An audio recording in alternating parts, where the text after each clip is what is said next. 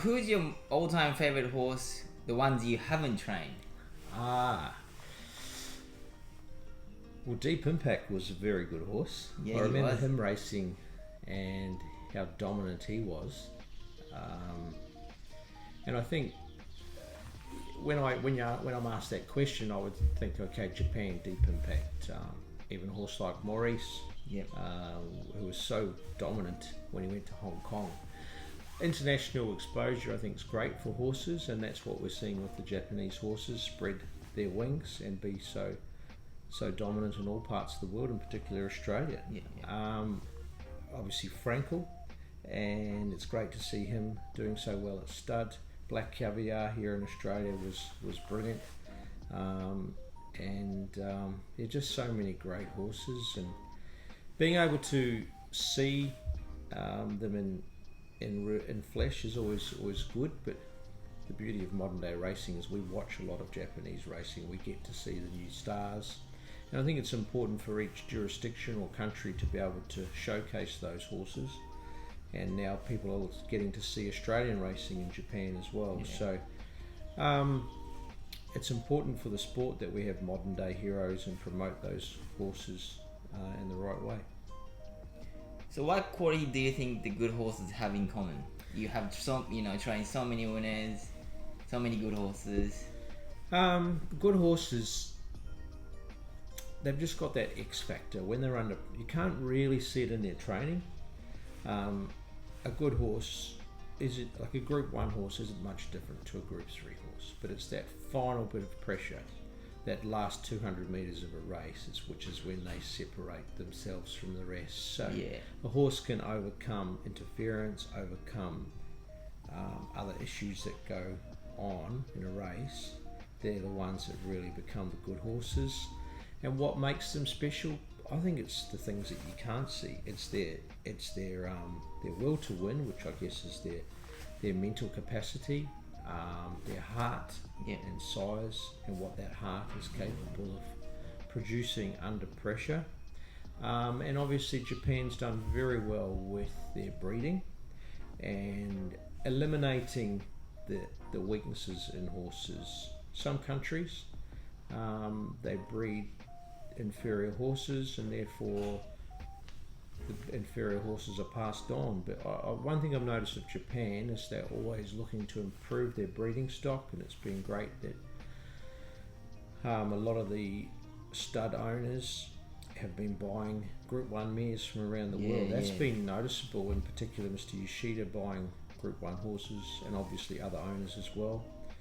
That's a great way to increase your gene pool, and that certainly helps success. And obviously horses have got to be good movers.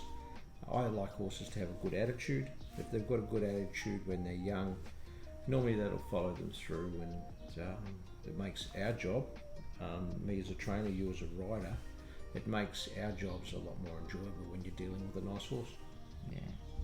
So what's the part of when you train your horses, what's the enjoy moment or satisfying moment? Well, satisfying is winning and making owners and investors happy. That is very satisfying.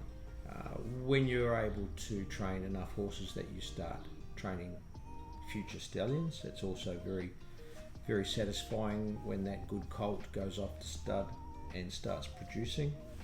And because they can produce a lot of horses or go internationally, it makes you feel very proud. So that's something special. But the beauty of horse racing is the satisfaction it gives to you as a participant, a trainer, jockey, rider.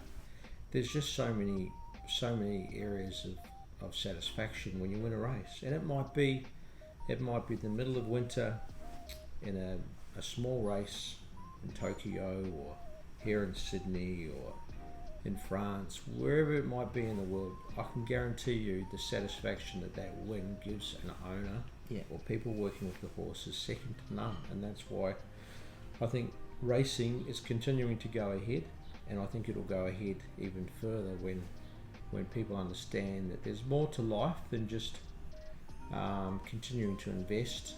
But when you can invest in satisfaction and a thrill that a horse gives you, it's a very, very worthy expense. And what's the best part of Australian racing? Best part of Australian racing is we race 52 weeks of the year on fairly good tracks.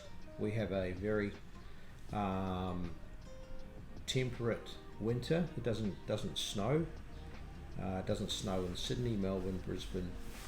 Yes, we get snow in the highlands, but we're very fortunate that we've got a very good climate. And with that good climate, I think the horses can race all year round. We still get wet tracks, so that suits some horses. It gives them a chance to win races. There's good tracks that other horses that appreciate. So there's just a great mix, and we have carnivals that go from Melbourne in one part of the year to Sydney in the other part of the year to Queensland in the winter where it's warmer again. Then you've got Western Australia and Perth, South Australia. Every state has got their own specialty, and we can travel to all of those states. There's no embargoes. We've got one-tiered racing, racing for amazing prize money. There's pop-up races being introduced where we've got a Golden Eagle here at Rose Hill, which is worth more than the Melbourne Cup. We've got the Everest, which is $15 million, and there would be at least 40 races now run for $1 million or more. So on Saturday at Rose Hill or Randwick in Sydney, we're racing for a minimum of 130,000, 52 weeks of the year. Melbourne's the same.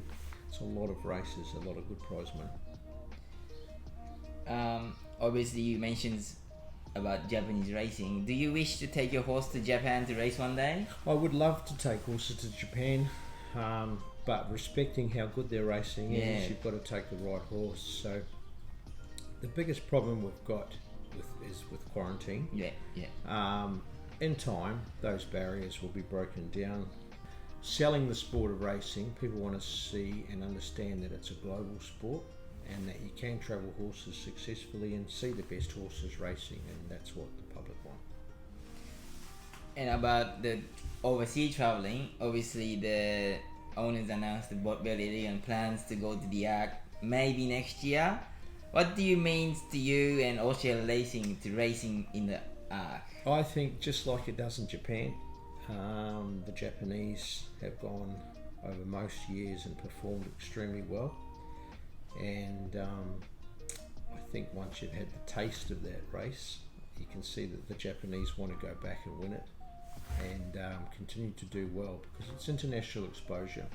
From my perspective, and for the owners, whilst we realise how hard it is to win, we feel a horse like Very Elegant is suitable because she doesn't mind what the track conditions are.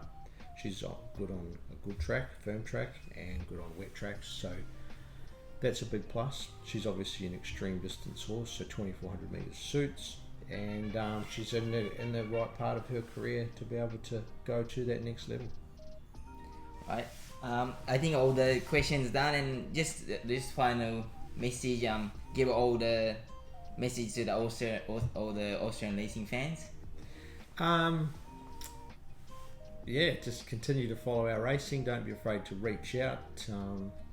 If there's ever any questions that we need to answer, please don't hesitate to contact us or contact you, Itchy. And if anybody's coming to Australia, we'd love to show them around and showcase our sport.